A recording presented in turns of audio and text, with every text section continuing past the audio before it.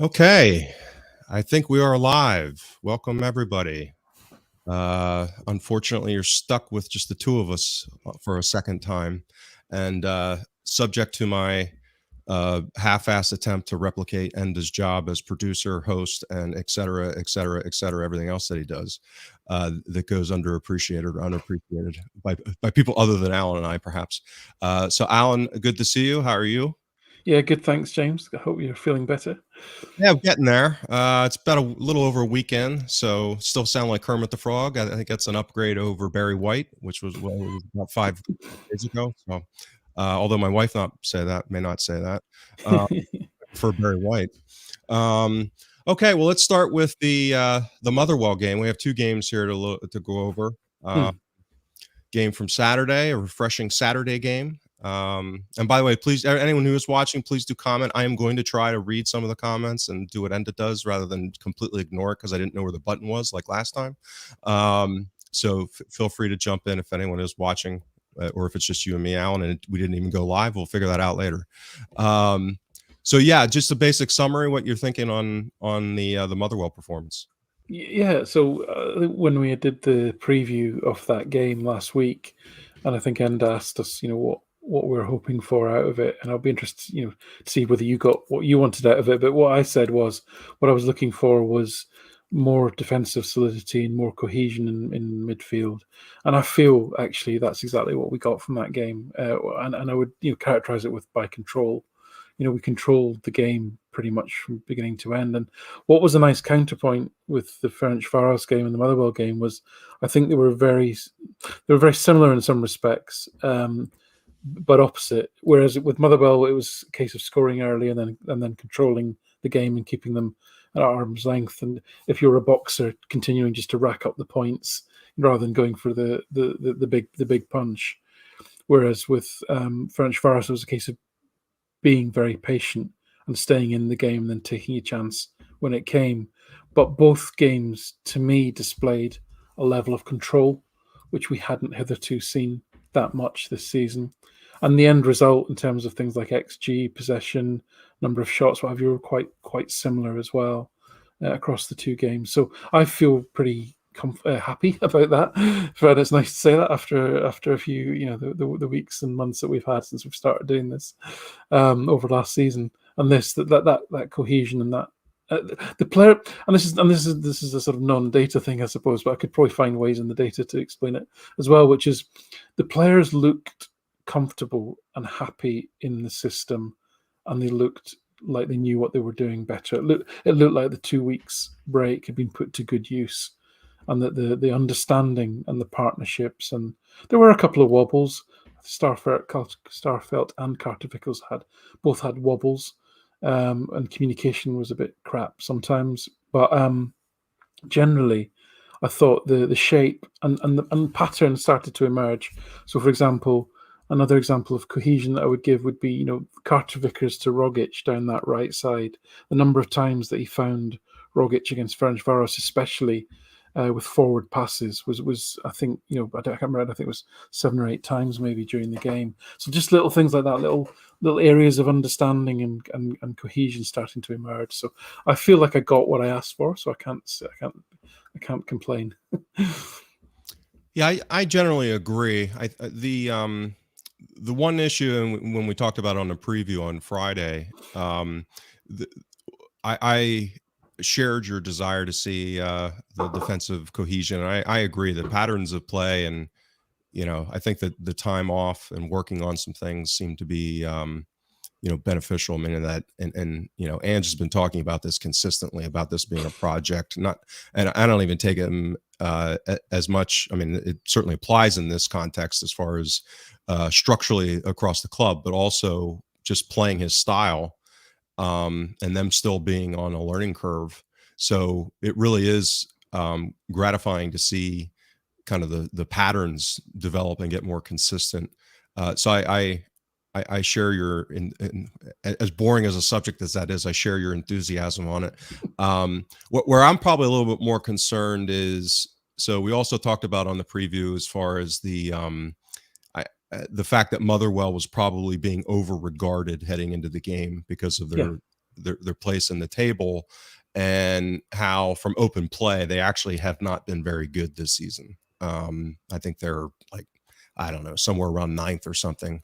Yeah. I'm going off memory as far as in the league, as far as the amount of chances that they've been creating from open play.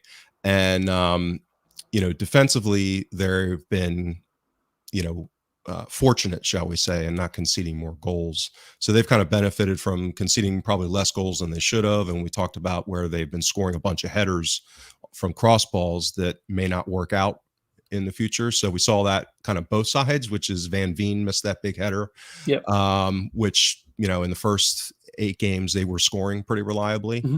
And I'm not saying that exact chance, but that kind of chance, because it was a decent chance. I mean, I watched all of their goals before the preview, and I think they've scored at least 3 headers from farther away, and more difficult chances so far. And the other thing that I mentioned in the preview that was the issue about our attack, and that's where I think there's some really fertile area to discuss today. So let's dive into that, because we had Jota had his goal, and then this is Motherwell, I'm speaking, going back to that still, and then Turnbull obviously with his wonder strike, the knuckleball that flew into the top right corner. But those were not really, the contrast between those 2 goals and the chances, and really the overall chances in the game, the location of those chances, the quality, versus what we saw yesterday, for example, and how when that game changed, where they came out of their kind of low block a little bit at least, and we just started ripping them open, and those through balls from Jota and Mikey Johnston, and obviously the ingenious one from Jota from deep to Kyogo on the goal. I mean, they created chances that are 3, 4, 5 times the probability versus what that Jota goal was versus Motherwell, and 10 times better than what Turnbull's was.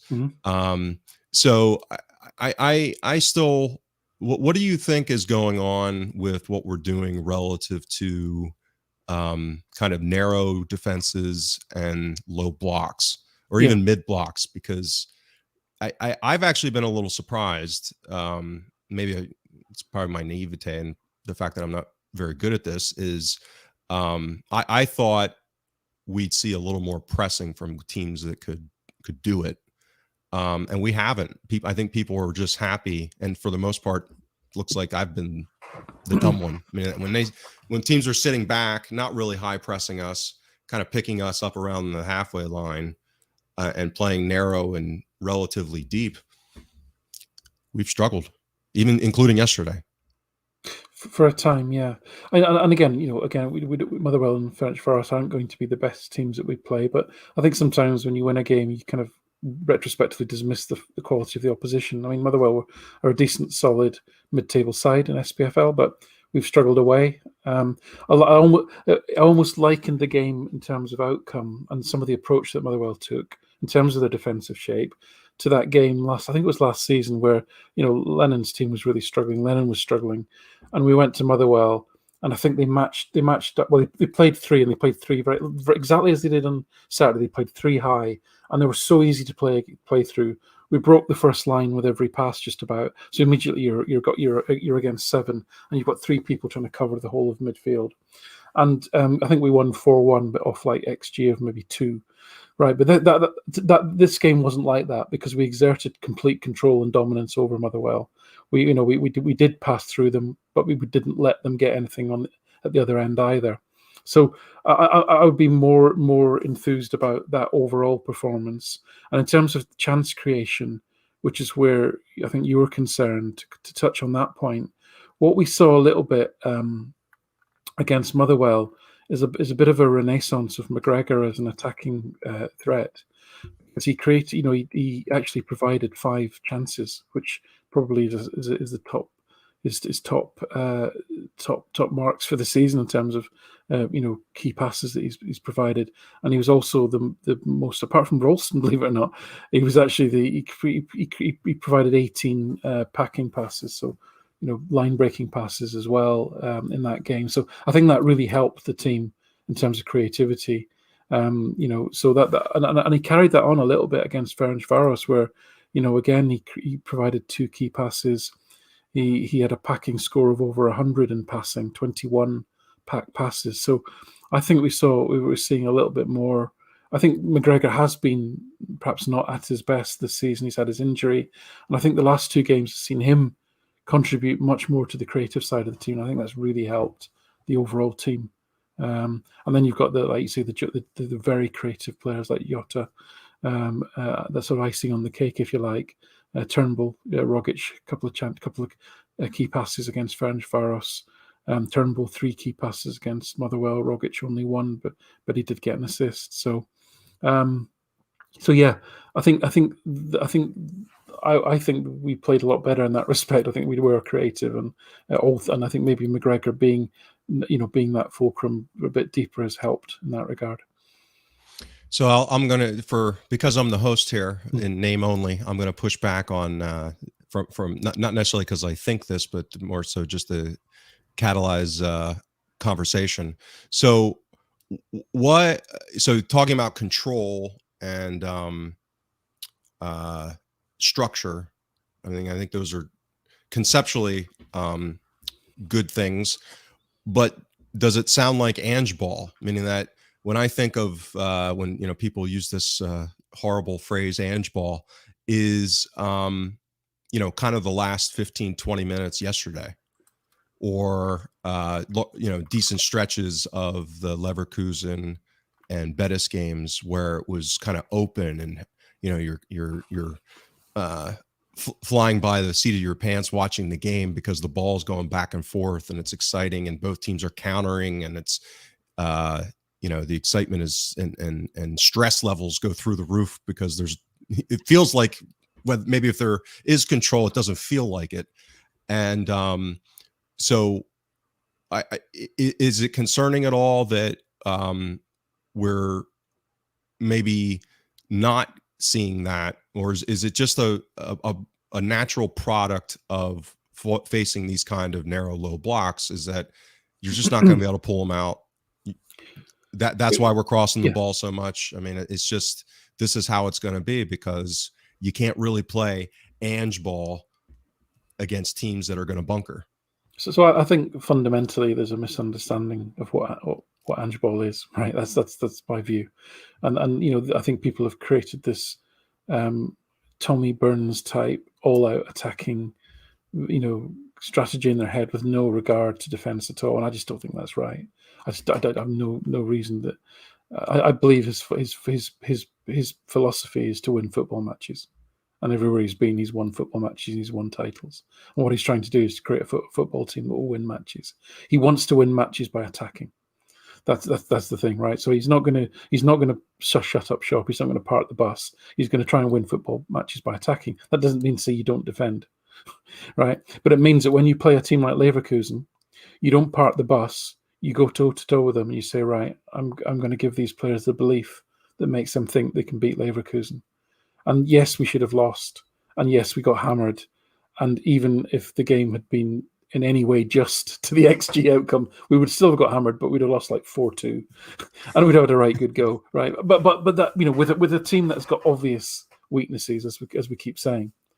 So I don't believe Angeball is some naive all-out attacking philosophy. I believe he wants to control the game, he wants to keep possession, and he wants to score goals. And what we saw in the last 2 games, I think is closer to his model than the Leverkusen game.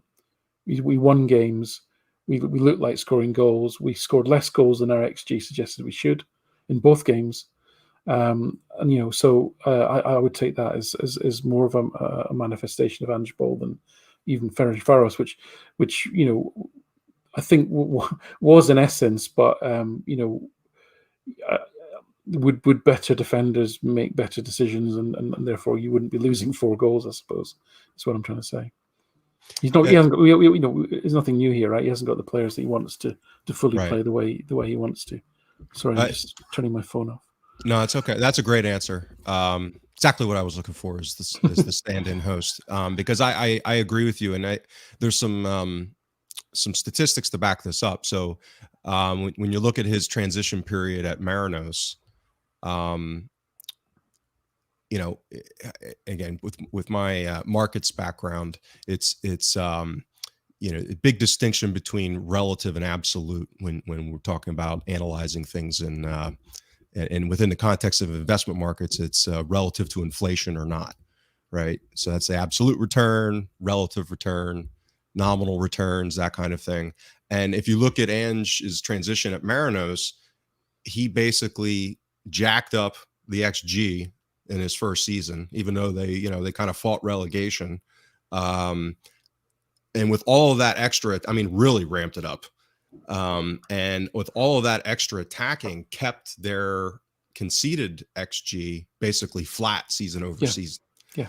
So just doing that by itself within the context of, so on a relative basis, it was in parity, but on an absolute basis, because of how much that attacking forward, because when you attack a lot, you're going to create some vulnerabilities. And that to me is a good defensive output because of that. And so far this season, I think a very highlighted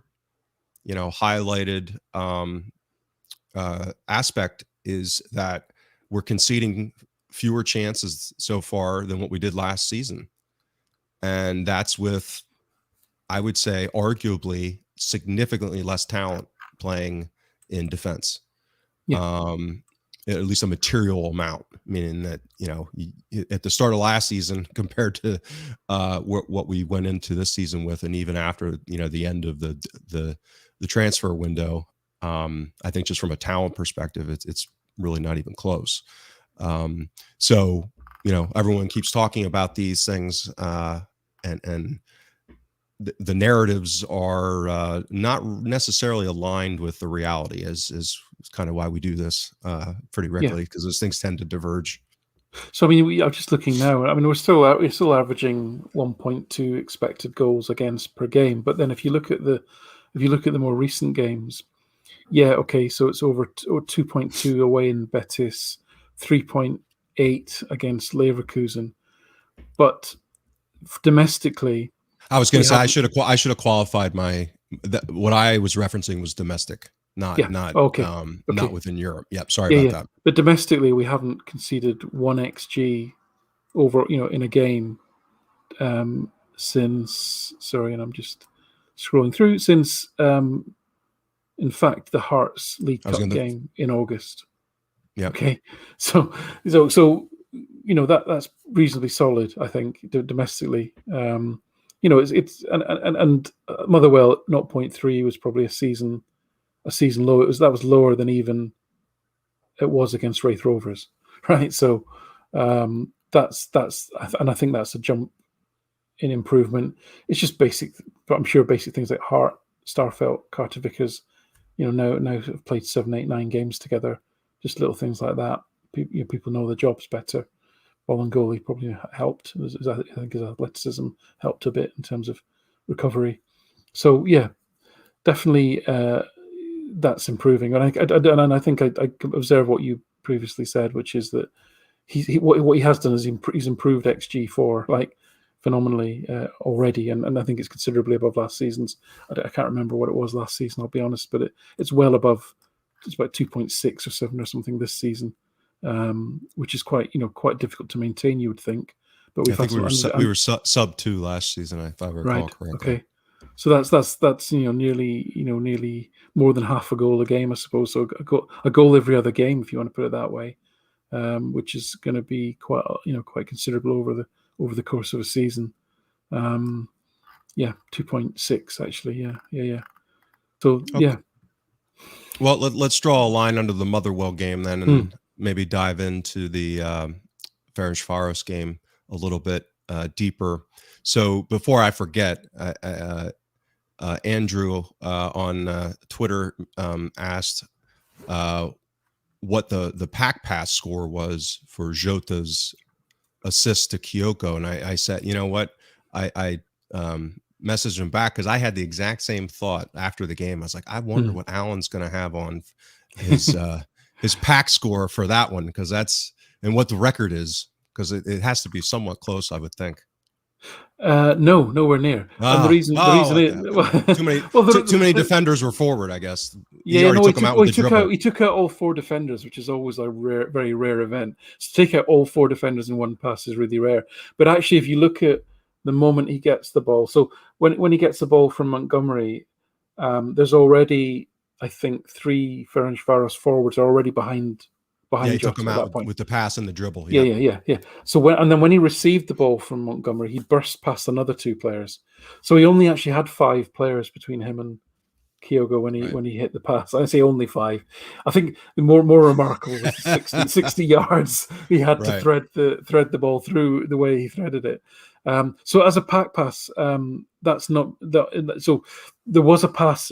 I can't remember. Was it Carter Vickers earlier in the season, who literally took out all 11 players with one pass. It does happen. It happens. It happens about 1 or 2 times a season on average, where somebody takes out the whole team with one pass. Scott Brown did it in a Scottish Cup match. Brilliant long lofted pass through, took the whole team out, and somebody put it away. So yeah, not impressive from that perspective per se. And the fact that Kyogo hit the ball from outside the box means it wasn't even a particularly high XG chance either. So Jota didn't even get a high expected assist from the chance either. Right. But damn statistics. I know. But if that disappoints, this one won't. So you've brought up Packing and Jota. Okay. In all the time I've done Celtic by numbers, I have never had a player have a Packing score more than 200 in a single game. And he achieved that. Okay, so let me explain a little bit as to what that actually means. So think about Packing as, again, think of it as transactional. You've got a passer and you've got a receiver, okay? If you've broken the line with that pass, you get credit to the passer, that's a pack pass, and you get credit to the receiver who's made the movement, got themselves into space, controlled the pass, and then is ready to do the next action. So both sides of that transaction get credit for the Packing piece, which is why it's a far superior stat than progressive pass, because all progressive pass does is say somebody made a progressive pass. It doesn't tell you anything about the context of how many players you've taken out of the game, and it doesn't credit someone else being at the end of that who might have made some movement to reward that. So Jota's Packing stats were the highest I've ever recorded, and it was mainly, so although he actually provided 7, I think it was 7 pack passes, and had the 3rd best pack passing score after McGregor and Carter Vickers, it was his movement off the ball and his ability to find space. He received the ball 25 times in a position that was at least taking somebody out of the game. And I think his ability to find space, his first touch is a dream. His control, his ability to take the ball under pressure and still balance himself to then do something, stands him out as a technically excellent player, absolutely top class player in that regard. I still think his expected assists, expected goals is probably going to potentially disappoint. But in terms of getting the team up the park, getting the team into dangerous positions, making things happen around him, he's going to be absolutely gold dust. And if Celtic can get him for $6.5 million, I'm already. I mean, we've done, 9 games I've captured from him so far, and I've made him my man of the match 4 times in 9 games, which is again pretty remarkable actually. But that 200, he broke 200 for Packing, which is a first. I don't think I've ever seen that before. Well, my research assistants have just broke in. I try to secure them when we do these things, and somehow it was like Alcatraz. They got off of the island somehow. Hello, Josh. Say hello to the world. It's his. You got fireworks going on there. I have. Sorry, the window's open and I've got fireworks. Oh, no, that's okay. It all adds to the atmosphere, right? Going to give our Glaswegian viewers a flashback to last year, a bad one. So it was, and I put this in my thread today. I mean, it was one of the more, I didn't characterize it this way, but I did characterize it as dominant. I mean, I thought he was dominant yesterday, and that's not, that doesn't happen that often. When you walk away from a Celtic game where one player is just head and shoulders above what anyone else does, and at a level that isn't, home to Ross County, or when somebody scores 4 or 5 goals against a lower table domestic competitor. I mean, Ferencvaros is not no great team, but they're competent, well managed, have decent talent, have done well the last couple of seasons, been on the ascendancy within their league and within Europe. So for him to just walk into a game against that level of an opponent and dominate, I think is just a huge indication of upside. We always talk about, or people talk about ceiling. Where's the ceiling at? And I think that's, I even when I do statistical analysis, I look for outliers. I want to see, what's the upside? How because it's not, he may never hit that level of pack scoring again. Possibly not. but he's shown the capacity to do it. Right. So that's that upside, that ceiling is the part that's for me really, really exciting. And then when you incorporate that quantitative aspect with the qualitative, which is, for him to have the vision and the confidence and the technical competency to deliver that kind of ball. And we already kind of knew that Kyogo has the same to receive and to finish. That combination is just really, really exciting. I mean, that was three world-class actions in succession. The pass, the touch, and the finish, just absolutely sublime. And if you do that against any team, you're probably going to score. It's the opposite to what I always say. You've heard me talk about, if you do 3 things wrong, you're probably going to concede a chance, and you may concede a goal. It nearly always happens. So similarly, if you do 3 things of world class in a row, then these are the things that can happen. Well, listen, in a game like that, where you say, you've huffed and puffed for 60 minutes against a low block, and you're struggling. That's the difference maker, right? And that's why you have those players. I mean, Ferencvaros had pushed up. I know you put in your thread earlier about, would they have had all those players in attacking positions if they'd been one up? Well, that was what they were doing in the first half. As soon as they got the chance to overload, their fullback went, their right-sided midfielder went, and their right winger went, and they created overloads. They created a few opportunities in that first half that I was like, oh, this looks really bad. I'm not happy about this, especially against the fullbacks that we've got. And that's what they were looking to do. So when Zachariasen took the ball up all the way up the pitch, the fullback was going, right, I'm going with you, right? And that's why they had so many players up the pitch when Jota got the chance to break suddenly. That's just the way they played, and they were very passive. Other than that, I think we might have had our highest passes per defensive action of the season in that game. Actually, I wouldn't be surprised. Yeah, they were. So I happened to look before the game. Now it's obviously just the 2 group games, and they played 2 very good teams. So I think you have to take that into account, and they are the 4th seed. But I think they were either the last team in the entire Europa League so far, or the second to last. I can't remember, but I know they were either last or second to last in passes per defensive action. So they, right. And I had also looked at the last couple of years in Europe, and that they're just not. They're a selectively pressing team, and I think we saw that. Meaning that I joked with a friend of mine on WhatsApp at halftime. I think they really only pressed us with intensity on one occasion in the first half, and it took us about a minute to get out of our half because they were pressing, but they weren't doing it in a way that was trying to really win the ball aggressively. I mean, they were aggressively pressing, but they weren't, tackling. They weren't diving into tackles. They were doing it more positionally. And that's actually when you look at how they were able to give Betis and Leverkusen a little bit of problems. It was doing that kind of thing and forcing mistakes. and fortunately we didn't commit any in that first half when they did deploy it. Now that's going to lead me to my next question for you, which is when we talk about narratives. I think the narrative has switched a little bit on our buddy Starfelt, who you and I have taken some ribs on over time in our let's call it modest support for his effectiveness in defending at times, and qualified support with some nuance. I think what's interesting there is all about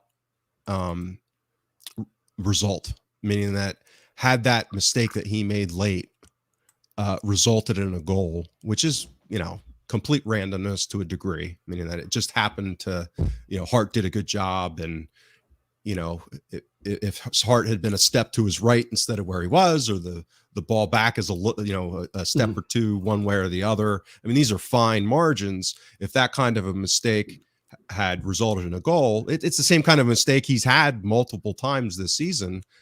He gets all kinds of glowing comments about his, I saw, not scientific, but sampling anecdotally, his best performance of the season. And I thought he was good. Overall, he was good, but he's got mistakes in him because we're asking him to do something that's maybe not something that he's built for. So how do you think that the back line performed yesterday from an overall perspective, meaning that just from a pure performance perspective, not the fact that we kept, as Ange said it after the game, it's not so much about clean sheets, it's about performance. God bless the man. He's one of the faithful, our faithful, right, Alan? So what how do you think that they performed? So with Starfelt, the two incidents, which I think we're just going to have to live with because it's just the way he is. The first is what happened immediately after Celtic scored the opening goal, which is they kicked off and then they launched it long and he lost a header. And this is just this happens so much because he's just not strong in the air.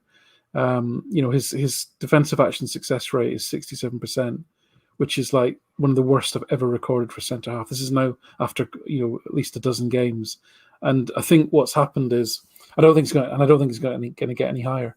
And if I look at stats for aerial duels, it would be horrendous, because I think what's happening is it's what I said I think in a couple of episodes ago, where I think Postecoglou is a smart guy and he's making him simplify his game, so he's not the first contact.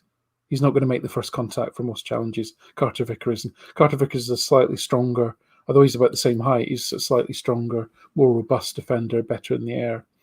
And when he does get the ball, Starfelt, he's going to play it really simple.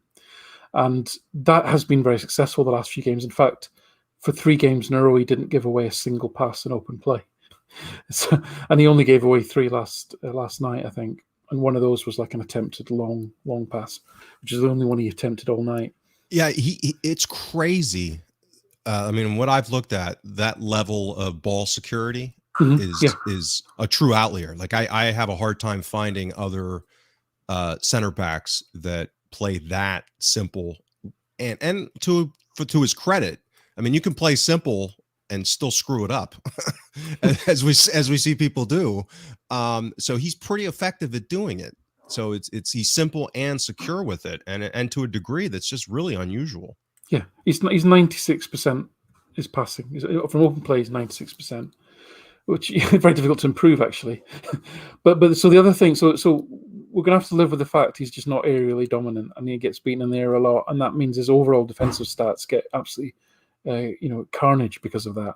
And the second thing is the thing that happened at the end, where he just takes too many physical movements to get his body shape right. If you compare and contrast even with Scales when he came on, Scales just looked a very composed, organized footballer. He gave the ball. His body was still when he received the ball, and it was still, and he could pass it with minimal extraneous body movement. When Starfield gets the ball, there's so much extra movement going on. There's so much adjustment going on, and that all that energy and movement takes milliseconds out of your game. and Yeah. that's what happens. You get caught, like that, because that is a game of absolute fractions. And against better teams with quicker players, you're going to get caught. And I don't know how you change that in him, because he's just got this ungainly, extraneous movement that he does on all that. Even when you see him getting the ball on his right foot and then he adjusts and turns to pass it, there's a lot of body movement going on there. And I'm sure you don't need to do half of it. Yeah. Again, this is me just anecdotally. He seems not to be terribly comfortable on his left foot. So do you think all of those things that you're referencing is compounded by him being on the left, or it is what it is? I mean, to be honest, I'm always thoroughly disappointed but not surprised at the number of professional footballers that are completely uncomfortable on their left. So he's absolutely not alone in that. But it's his movement, and I don't know if what I'm saying makes any sense to people. No, I'm sorry. For me, it makes sense. I was just saying it Yeah, because yeah.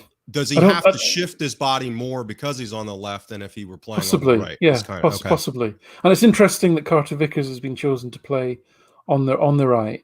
And I don't know the reason for that. This which centre half plays in which left or right positions fascinates me, and I'd love to have an expert on to maybe talk through how you would make that decision.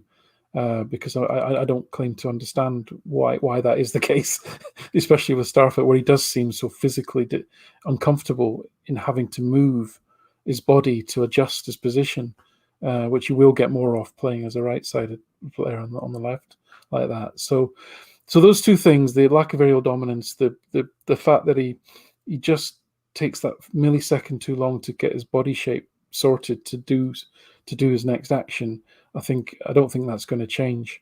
Carter Vickers seems to have, since the last two games, his confidence seems to have skyrocketed, and he looks incredibly comfortable and powerful. His defensive action success rate is now up to 81%, so that's getting up to your sort of Ayer Julian levels. So that's really good. So, but then again, I think we need some context here. Like I say, Carter Vickers is going to make first contact.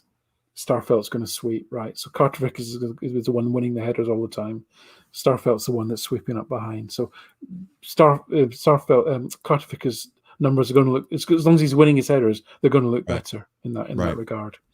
So you need to be careful how you present that. But what impressed me most about Carter Vickers against Ferencvaros was, as I mentioned, this relationship he'd managed to form with Rogic. And the pack passes he was pinging down the inside right channel to Rogic really got Celtic moving quickly, and that's a part of his game which I didn't see coming particularly. But then again, if Starfelt's not going to break lines, then it's useful if Carter Vickers can start to do that. Yeah, and that's something that I was surprised when I did his data profile when we signed him. I didn't see a lot of evidence of that. No. With how I do my profiling. And then he teased us with that crazy through ball that took out the entire team. I think that was either his first or second game when he did that. Yeah. So it was like, again, thinking about ceiling, it's like, okay, well, he's capable of doing something like that once. Now, is this something that he's going to be able to do? And my sense with him is it's been inconsistent and mixed, meaning that he shows the ability to hit Rogic with those kind of passes. He does some of these crazy good through balls on occasion, and then other times he just makes really bad reads. He'll pass balls to guys that aren't open, or he misplaces it and it looks like a bad turnover. I think that was against Motherwell. They're one of their better chances that I chronicled on my thread after that game was basically off of an example of that. So I'll be interested to see how he progresses in that regard, and whether that's something that can get because he's still young. Yeah. To touch on that consistency piece, then, so he's averaging 12 pack passes a game, which is only behind McGregor and Bitton, who we know are both excellent in that regard. Yep. And 12 again is up there with the better centre halves that we've had. So, Carter Vickers he's shaping up nicely. Yeah. No, I've never actually asked you this. Do you track like success rate or an accuracy rate on that metric? Meaning that that 12 average of 12, is that 12 attempts? Is that 12 That's actually 12 completed passes. Okay. So if a pass would have broken the line but got intercepted, I don't count that as an incomplete pass and an incomplete pack pass. That's something Gotcha. I don't do. Gotcha. It comes back to just time. I mean, No, I get it. I was just curious. To add context to every pass. Yeah, it's impossible. When there's nearly 1,000 in the game, it would just be a nightmare. That's why StatsBomb and all these companies, I've seen it. They actually have developed, basically they've gamified the data collection. So they've set up almost like a gamer would, remote controls, all this stuff, so that when they're watching the games and collecting all of the data, they got the custom made software that's all been gamified with game controls in order for them to do this, like, freaking robots, like the Borg, because there is, I mean, it's crazy to be able to try and capture all of these things with I don't know how you do it in real time. I mean, my spreadsheet is that I capture my game data in is like, just the number of columns. It's just super crazy. I mean, it's you just throw up your hand. I mean, I don't know how many. There's nearly 60 columns. Yeah, that's just the basic stuff. I think we see how hard it is because the Opta quality that's shown in the FOTMob app is, understandably, I mean, it's hard to do it. So it is. I mean, just a small thing. Like I think you said or somebody was saying, McGregor 106 passes. Well, I got him for 94. Now you might think, who cares? But that's a relatively large percentage difference, right? Right. If you assume a same level of error across all of your data, then you're going to be the XG for the Ferencvaros. I saw some XGs that were around 4 for Ferencvaros, and what I tend to find is I'm always in the middle. So if some come in super low and some come in super, I'm always kind of in the middle. So I was like 2.6 or something like that, which felt right to me. That felt like about a sensible number. Yeah. Y-Scout had it. Now this is with penalty. Y-Scout had it with, I think, at 297. StatsBomb had it at about 350. But the big difference there is the StatsBomb model. I think, I don't know this for a fact, but if you look at the American Soccer Analysis series that they've done on where goals come from, which anyone that's watching that is interested at all in analytics, I mean, it's like it's an incredible series that they've been doing on breaking down, actually what fuels goals, and that sounds. And it's one of their early XG models that I use, by the way. So it's a very old one. That you can do manually on a spreadsheet. You don't need to be measuring. You don't need to be measuring cosines and sines of angles. Right. I couldn't do that. Yeah. Well, and so in their series, they've looked at different, pack passes or progressive passes. And, it's amazing across all these leagues that they've been doing the analysis, the relationships are relatively stable, meaning that what percentage of goals come from pack passes, what come from crosses, what come from through balls. And through balls are typically the highest value passes in the game. And it's not close. I think they're like 2 or 3 times more dangerous relative to the quality of chances that result. And if you look at the game yesterday, as we talked about, ironically, we didn't score on either of them because I don't think the Kyogo. I mean, they might have. I have to look at this. I don't know if they characterized Kyogo's. I don't know if that was technically a through ball, but it may have been. But it may have been. Yeah, but they give a little bit of a bump in their XG model, I think, specifically because they do code things through ball. And so I did notice on the Jota and who was the other one that was missed late? Turnbull. Those two both missed through ball shots, but they were higher than what Opta had in FOTMob or okay, interesting. Than Y-Scout. The other big difference was the aerial balls. So because some of the chances were headers and the bicycle kick for Giacomakis, for example, that was one that if you're just coding it as a right-footed shot from that distance, from central, correct. I think FOTMob had that at like 28.28, whereas I didn't even know this, but you come across these little nuanced situations where you realize things by looking at all this crap all the time like we do. And so I'm pretty sure Y Scout has something in it in their model relative to the type of delivery, and because they had it, I think, at like 0.06 or something. Right. And and so did StatsBomb, because it was a freaking over the head bicycle Yeah. kick. And my well, this is it. And my model's equally as unsophisticated, but I think it arrives at broadly the right answer. But they all kind of average out. Yeah, they all average out, and this is why you should really only use it as a long view with a large sample, not necessarily. I think it's interesting and it's fun on a single game, but it's not right how it was intended to be used. It doesn't. None of the XG data is really reflective of who's going to quote unquote win a game. There's too much variance, and we talk about that all the time. But so I thought I would just touch on that. Well, let's want to get into the fullbacks here, and then I have one more question for you, kind of prospectively. So, how did you think the fullbacks played? Because my sense is that was our weak spot defensively, anyway. Yeah, so I mean, and they were going for that. As I say, when the ball was in wide areas, they were overloading. That's really where they were, and there were some hairy moments in that first half. They made some poor decisions when they got into wide areas that looked really dangerous. I was like hiding behind the university at that point when the ball went wide like that a couple of times. Montgomery got caught out, and Ralston obviously is not quick. He's not quick over a short distance. His recovery pace. And I feel terrible, but bashing Ralston every week, or I feel like I do. And when you see the effort he puts in and just the sheer commitment and the heart that the kid's got is just incredible. He's my favorite player right now, by the way. Yeah. No, and absolutely spot on. And I ought to do a proper piece on him. It's got nothing to do with analytics. I just love him. You can't do anything but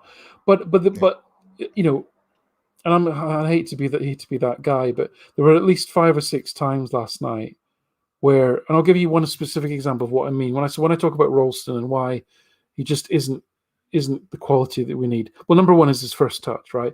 And to be a professional footballer, if you don't have a good first touch, he's a classic case, and a lot of this is something that happens a lot in British football and would less happen in Spain. That somebody like a Ralston comes along and he's got so many sort of mental and sort of mentally strong, so many sort of psychological traits and physical traits that in coaches' eyes would compensate for his lack of technical ability. Whereas in Spain, he wouldn't make the under 12s, right? They'd look at his first touch and go, "You're not good enough, pal." And right. and that honestly, that's what would happen. But we love players like that. Right. And there was an occasion in the first half where he received the ball, and his first touch was a little bit clumsy, and it just nudged the ball a little bit out of his reach, and he had to scramble to get the ball back.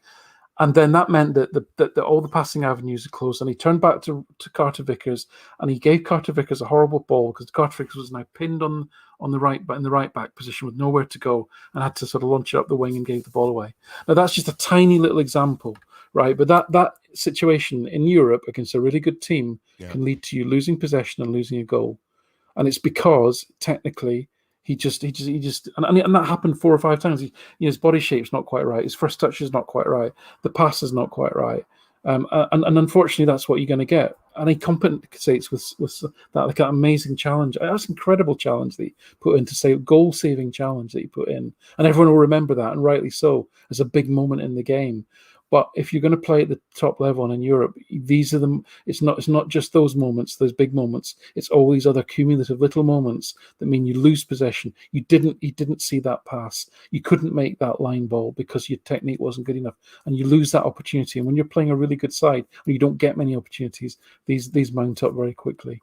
And it may not even come out in the data.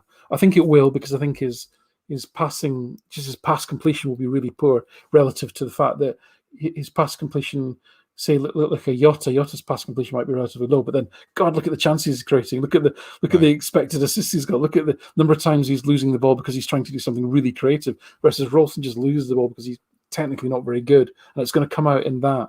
I suspect defensively his numbers are going to be pretty good, and I suspect there's not going to be anything that's like a massive outlier that says you're terrible. It's going to be just that distribution, but that is so crucial in the way that Celtic play.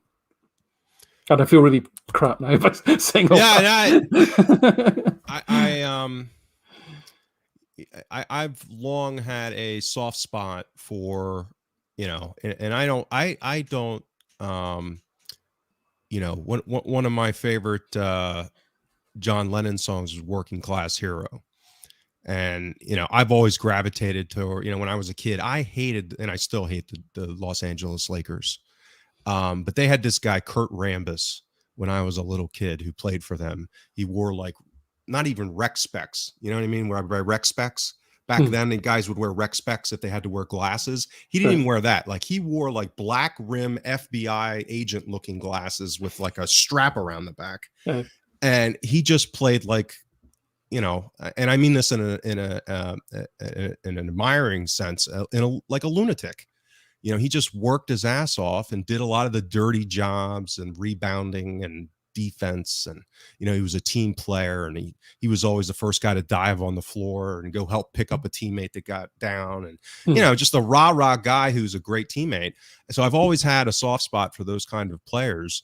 But, ultimately, I saw somebody in the comments here about, leadership and some of the qualitative things that players bring. And we've talked about this repeatedly.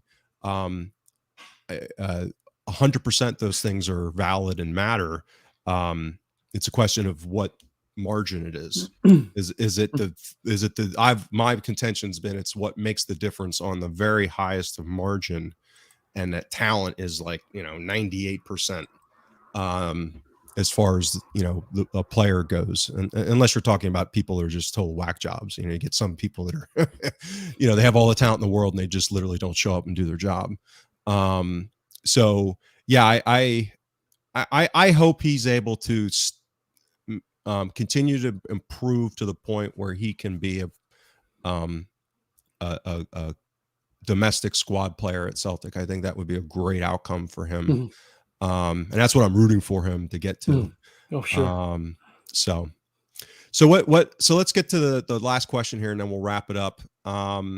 Because it's been active in the chat. So I have been keeping an eye on the conversations, including some of our, it must all be abuse you've not mentioned. No, it's not. It hasn't been. There's a lot of conversation going. So I've been kind of monitoring the conversation, and one of the things that's been going back and forth, other than I think there was at least one Rangers fan dropping in to say hello, was with Julian coming back in theory, and when Juranovic returns,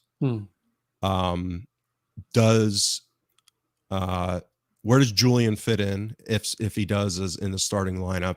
Who does he supplant, and who's dropped when Juranovic, and let's say Taylor as well? Let's keep Taylor in the mix here. He might be a little more prolonged given the seriousness and the timeline. But so what do you think on assuming that we don't change significantly in the January window, when we line up at the end of January?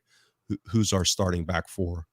Yeah, a good question. So, I mean, Julian has been out for nearly, if not over a year now, right? So that is going to take some rehab and some careful nurturing back. So I don't see him being. I'd be amazed if he's a regular 90 minutes every 4 days.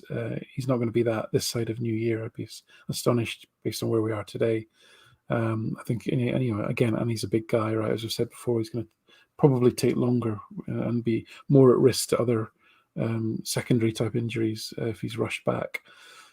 So if he does come back at the moment, I think Carter Vickers is the guy who's definitely shining in that role. I think Starfelt, as you said, I've shined a light for Starfelt, but just being honest about what I see as being his weaknesses. But I think it would potentially be Julian and Starfelt as the starting pair as we sit here today. Julian, again, underrated ability to pass through the lines. His distribution's actually pretty good. He's obviously incredibly aerially dominant. I mean, Celtic cannot even put a corner into the box now because there's literally nobody to aim for. We've got 2 6-foot centre halves, barely 6-foot centre halves, and so I imagine Julian, for his physical profile and his attributes that the rest of the team don't have, and the fact that his passing is pretty decent, would probably come back into the team. But he generally played on the right side of the back four, the centre back positions as well. So that'll be interesting. I'll throw in. Yeah. I'm sorry to interrupt. I'll just throw in one nugget just because it's germane to what you just said there. He actually. So I had written something about this a while back. It was back in 1920 season, I think. But his time at Toulouse, I think he played the majority of it. I don't think it was necessarily like 90% or something like that, because I think they moved him around.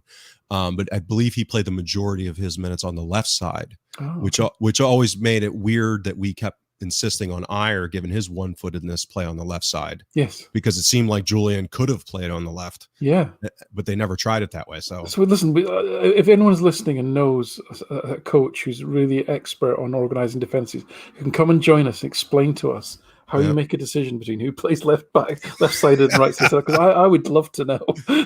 Yeah, if they're not left footed, right? How do they come up with who? Is it just rock, paper, scissors, or who's got the short straw? It can be. I'm sure there's science behind it, but I just don't know what it is. Yeah, sorry to interrupt you on that. I just no. That makes that's good. I didn't realize that. That's good information. Again, apologies.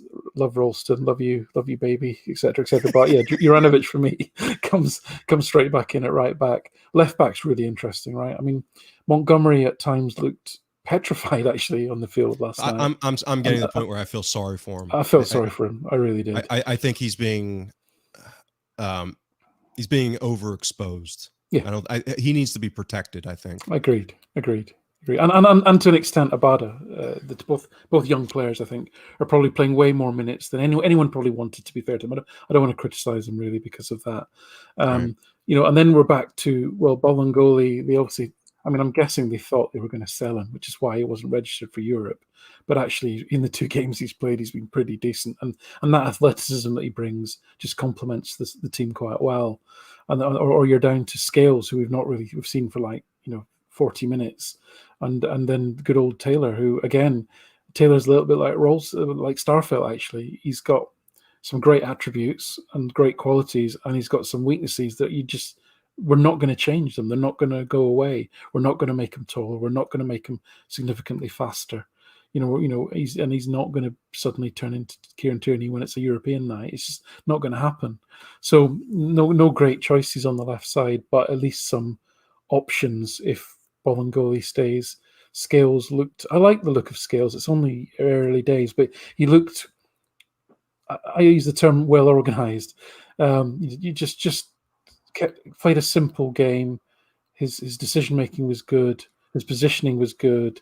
It was solid looking. I like that. I'll take that at this point in time. he struck me, and again, it's been obviously a ridiculously small sample, but again, just intuitively, been watching enough sports for long enough. I have no other life, basically. This is what I do.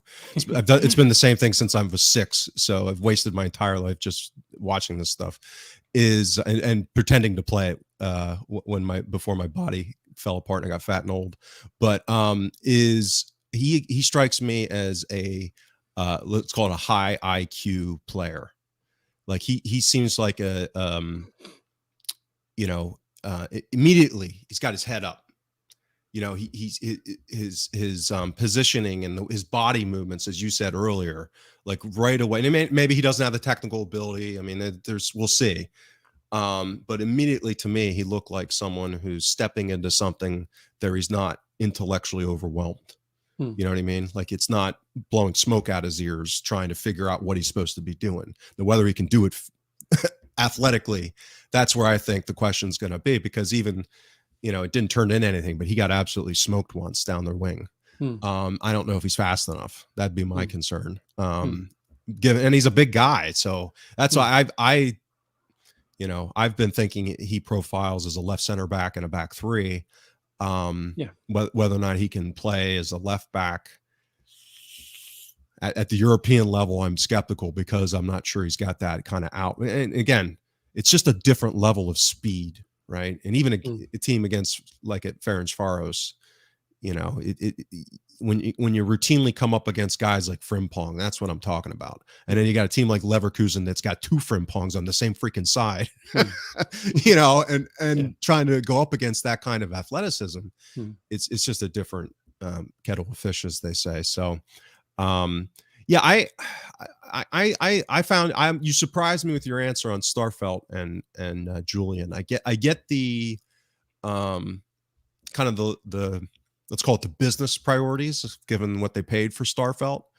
Do you think that has a role in part of why you answered the way you did, or is it stylistically the combination? Because for me, Carter Vickers and Julian seem to complement each other well as well.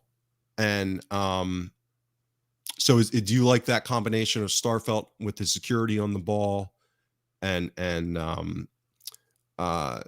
then if we can move him to the right and play Julian on the left, and then you throw in his dominance in the air and his passing ability. So like I said, you surprised me with that answer. So flush that out a little bit more for me. That could work. I just feel the way that Carter Vickers has settled in. I'm looking at his data; it's impressive. Oh, I'm sorry, I misunderstood that. So you would go with Carter Vickers and Julian? Yeah, absolutely. I apologize. Okay. Yeah. On left, I didn't really answer your question on the left back because I don't really know. You know what? I've not decided yet. I think I said this a year ago. I've completely just, I've capitulated in trying to formulate any kind of analytical case there because it's not making sense to me. I think there's a clear answer analytically. So if there's something else that's going on, whether it's a disgruntled player, baggage going back to the prior manager, you mean Bolingoli? The ridiculous, probably the one that fits the profile best, right? I don't even think it's close. And again, if you look at the athletic, it looks like he's playing a different game than our other left backs in the two games that he's played athletically. I'm not saying he's the greatest player. No, he offers very little creatively. Yeah, creatively he's very. Compared to Taylor's very underrated in that regard. Agreed. When he can get the space, when he's got the space and the time, right? So 100%. But it's Bolingoli is a European level athlete. He's got enough speed, size.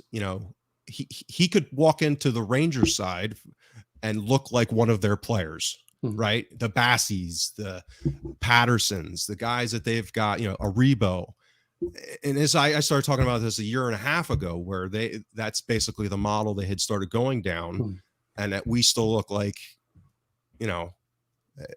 as my mother would say, a bunch of wee guys. So it's I don't know. I've stopped investing any emotional baggage there because again, what he did last season was moronic and ridiculous and indefensible and all those things. But even since then, for 2 games, why? And injuries perhaps, but Scales made it in the game. So if I don't know. So we'll find out. I don't know who's going to play on. Ask the 8 ball. Yeah, well, I you know what? I think that's going to be really interesting. I think that might help answer some of the questions about is whatever is going on terminal, and this was like 2 flashes because of whatever circumstances, and that as soon as we have an inventory of players in that position that are defensible to play there, that we'll never see them again, or whether there's a stomach to bring him back into the fold as a legit first team player. Because I heading into the business end of the season, as they say, with that back 4, if it's Bolingoli, Julian, Carter Vickers, and Juranovic, we pick up a number 8, a legit European level number 8, to play with Turnbull, Rogic, one of the 2, and rotate. And then McGregor as a 6, Jota, some combination of Jota, Kyogo, Mikey Johnson, and Forrest, and have Abada come on as a late impact sub. That all of a sudden, I'm thinking, okay, that's a team that can win the league, and maybe even have some fun in the conference league in Europe if we're able to look like it looks like now, and add in the incremental improvements that we're seeing in terms of absolutely the whole shape and the system. and system. Yeah, the system will have improved, and the quality of the pieces in the system. My Jenga tower analogy, all of those things will have been, and the resulting quality could be, a huge uptake on what we've been seeing. January window will be fascinating. If they make those moves, I think, because I have modest expectations because of all the stuff that I do on the financial side. Yeah, you're got a downer on the money, haven't you, on the accounts? Well, again, it maybe is what it is. Maybe for another show. Yeah, like that's what I've been doing for 30 years. So I'm pretty confident. I'm way at my depth. Well, no, I only say that because I know I'm pretty confident in what my analysis is there, and unless there's external money coming in somehow, or share raise or something like that, or I don't know. I don't think there's going to be a lot of money in January, unless we sell somebody somehow. So it might be one or two, and I'm taking the optimistic view on this, which is if we already have a European level left back. If we play him, that's kind of like a new signing from a talent level in the squad. And then we get that 8 in. I think that's all we need. Now we're still going to have some depth issues, but with a little bit of luck, all of a sudden we look like. I mean, compare that lineup with what we fielded to play Midtjylland. I mean, it's freaking crazy, the disparity, and with all the improvement and Ange appearing to be the real deal, and I mean, that gets me excited thinking about that.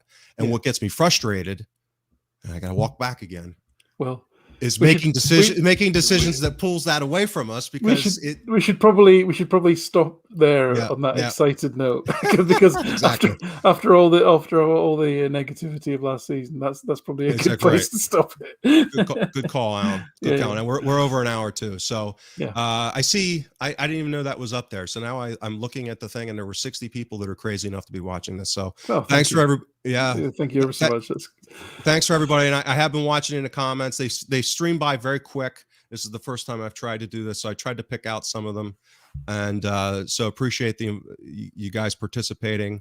If you leave comments on the YouTube thing, I usually try and get one of us to respond to them. The ones that are in good faith, anyway. Yes. Exactly. So thanks for everybody joining us. We'll be back hopefully next week, most likely. Enjoy. Who do we play Saturday? St. Johnstone. That's right. Yeah. Okay. This is the congestion is still. I'm about ready to pass out here an hour into this. I can't believe I've made it this far. So thanks for everyone tuning in, and we will talk to you next week. Take care.